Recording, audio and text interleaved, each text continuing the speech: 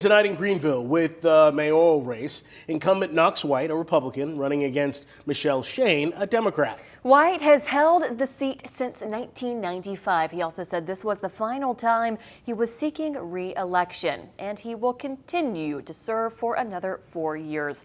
White received 57% of the votes. Carlos Flores joins us live now with more. Carlos.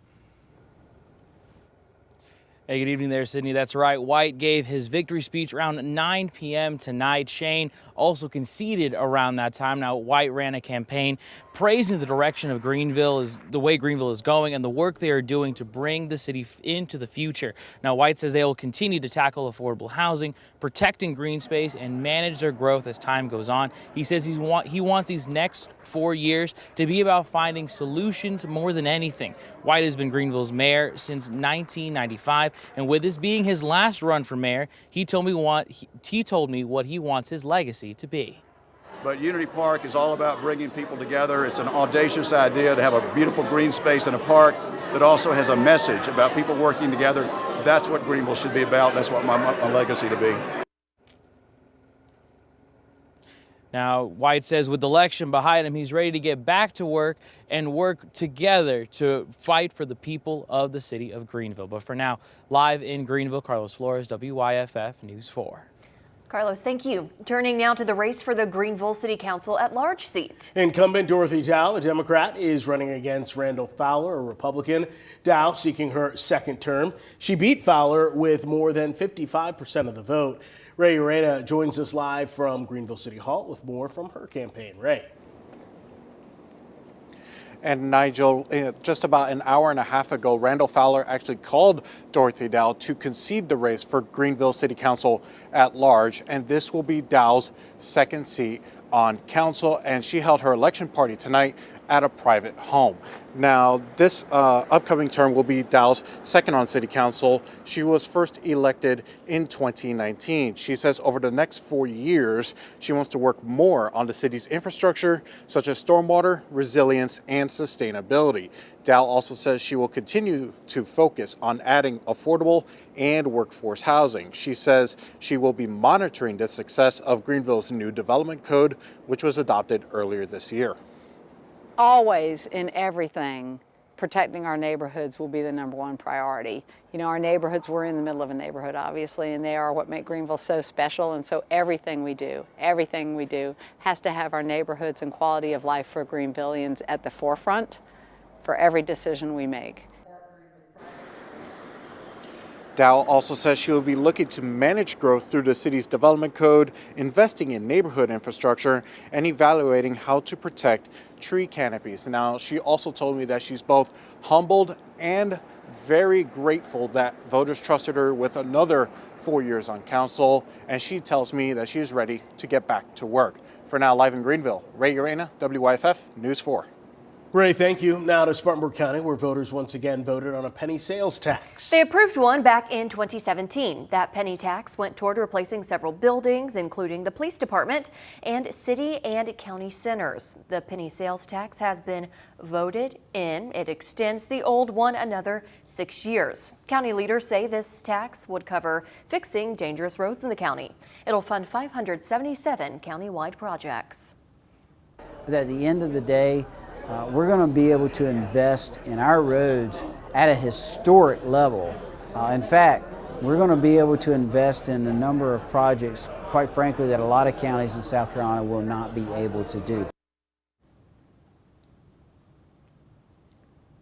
All right, let's go ahead and turn to our weather now. A quick update for you. Feels a lot like summer. Chief Meteorologist Chris Justice, will these warm temperatures last? They are. In fact, we will get very close to records yet again. We broke a record today in Asheville. We got within 1 degree of it today at GSP, and it still sits at 62 right now in Greenville again. Yeah, like you said, Nigel, these would be felt on a normal summer evening for us. Our winds light and variable out of the west right now, but they're going to turn more to the south tomorrow. Downtown Greenville, we've got clear skies, 62 degrees. The dew point humidity climbing a bit, which is another factor helping out the firefighters there in western North Carolina. However, it's warmer and it's more windy, so it's kind of give or take in that realm. It's 52 in Pickens, 58 in Anderson, 54 in Asheville right now. Weather impact tomorrow morning, none. It's going to be nice out. 51 degrees to start the day. Sun comes up at 6:55. Yes, I've got rain in the forecast, just not a lot of it. I'm hoping we get more, but it does at least look like we're starting to see a rainy pattern set up. I'll show you the brand new timing and a look at temperatures in just a few minutes. Chris, thank you. Turning now to Western North Carolina. Progress is being made on the Poplar Drive fire in Henderson County. Crews say that fire is now 15% contained. It remains at 431 acres in size. Firefighters are working to improve and reinforce existing control lines around that fire. Officials say 2 drop tanks for water have been placed in critical areas to aid in extinguishing that smoldering fire. More water resources will be assigned to the fire in the coming days. 2 homes and an outbuilding have been lost, while another home sustained damage. There were a few little pop-up fires last night that were quickly doused out, so it's not uncommon to see that, again, because it's so dry. I mean, we really need some rain, but right now it's almost kind of that no news is good news. The cause of the fire remains under investigation. And with the ongoing fires in the mountains, 14 western North Carolina counties are under a burn ban. The North Carolina Forest Service declares burn bans based off of 3 different things: forest fire conditions, drought levels, and resources in the region. With drought-like conditions in our area for some time, we asked Forest Service officials why Henderson County wasn't put under a burn ban before Friday's Poplar Drive brush fire started. The conditions just weren't quite there yet. They had been turning in that direction for quite some time, and like I said, those conversations take place on a daily basis. Local firefighters tell WYFF News 4 this is the earliest it's been this dry in the region since the Haywood County wildfires back in 2016. Now to an exclusive look from Sky 4 at the Collett Ridge fire burning south of Andrews in North Carolina. It's been burning for more than 2 weeks. Fire officials say 112 personnel have helped battle the fire from the air and from the ground. They say the fire was started by a lightning strike at the peak of Collett Ridge. We're told no buildings have been damaged. It's currently burned more than 2,900 acres. For the latest on the North Carolina wildfires, stay with WYFF News 4 on air and on WYFF4.com and the WYFF4 mobile app. To Greenville County now, where a man has died following a deputy-involved shooting. It happened around 3 this afternoon on Carver Street. The sheriff said deputies were requested by Homeland Security to assist in an ongoing narcotics investigation. He says the suspect arrived at the home and at some point armed himself. The sheriff says the suspect was shot by a deputy. He was taken to the hospital where he later died. The coroner has not released the victim's name. Turning back to Commitment 2023 election results now to the race for Simpsonville mayor. It's a nonpartisan race. Incumbent Paul Shoemaker is running against Warner Buzik and Janice Curtis. Shoemaker is seeking his 2nd term as mayor, while Janice Curtis, who once held the seat, looks to get it back. Right now, Shoemaker has a commanding lead with 51% of the votes. Shoemaker has declared, and that is 100%. Reporting just in now, Shoemaker has declared victory in his campaign for re-election.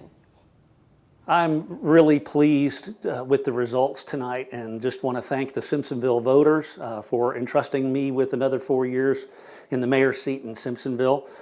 We've got so many good things coming, and I'm just very glad to be a part of making those things happen.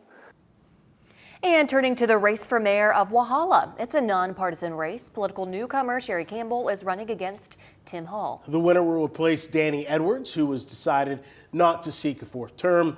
The new mayor will be Tim Hall. Hall beat out Campbell with 81% of the vote. He told us while Hall's growth is important, but the focus should be on growing responsibly.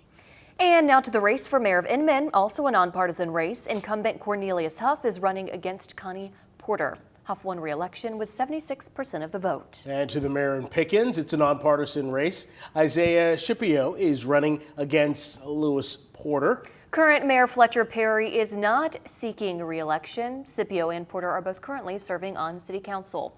And Scipio will be the new mayor. He received 67% of the vote.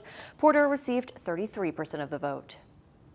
And it just means so much. Well, Jordan, I'm a preacher, and it's hard for me to get words together to really explain how I feel right now. And because this is my hometown, and for them to trust me in this way, it gives me nothing but joy and also responsibility. Even the ones that didn't vote for me, I'm going to be the mayor of Pickens. That's to everybody, and I'm excited about that. Now to the mayor's race in Easley. Also a nonpartisan race, incumbent Butch Womack is running against David Cox and Lisa Talbert. We're told the mayor race will go to a runoff between Womack and Talbert. Talbert got more than 40% of the vote. Womack received about 30% of the vote. We spoke to both of them earlier tonight. I am so excited. I'm humbled. I'm encouraged. I'm excited because obviously Easley wants the change that we have heard. You know, I've talked to a lot of people and I've heard them say, we're ready for change. And so they've turned out and the people have spoken. Well, we plan on just getting back on social media and hitting it wide open. We're going to hit the streets. We're going to try to correct some of the lies that have been told, which we hope, you know, we wouldn't have to do that, but we're going to have to. Now to the Anderson County District 4 $115 million bond referendum over the summer. The District 4 Board of Trustees voted to approve it and send it to the voters. It's part of the proposed Anderson School District 4 Growing Forward 10-year facility plan that includes building a new Pendleton High School. The plan is to sell 25-year bonds over the next 4 years to pay for projects. And tonight, voters have voted in favor of the sale of bonds with 52% of the vote. There certainly is some satisfaction that people caught on to the vision that we had for our school district and what we could do for our students moving forward, knowing that we're going to experience growth over the next 10 years. Now to Cherokee County, voters were asked to consider a referendum to approve a $162 million spending plan. The money will be used to build new schools and upgrade existing ones. Voters there also see the need to keep up with its growth. However, the referendum was voted down.